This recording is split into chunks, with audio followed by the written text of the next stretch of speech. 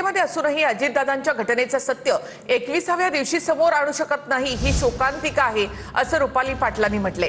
सत्तेत असूनही तपास यंत्रणेचा भोंगळ कारभार समोर येतोय असं रुपाली पाटलांनी म्हटलं। अजितदादांच्या घटनेचा पाठपुरावा विरोधातील रोहित पवार करतायत असंही रुपाली पाटील म्हणाल्यात।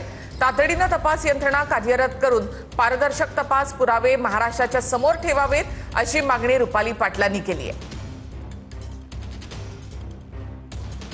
तर रुपाली पाटील यांचं ट्विट आहे ते आपण पाहूया। सत्तेतील असलेल्या अजितदादांच्या दुर्दैवी घटनेतील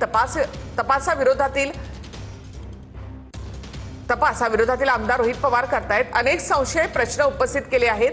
आम्ही सत्तेत असून अजितदादांचा घटनेचा तपास आणि तपासाचा वेग या संदर्भात त्यांनी शंका व्यक्त केली आहे।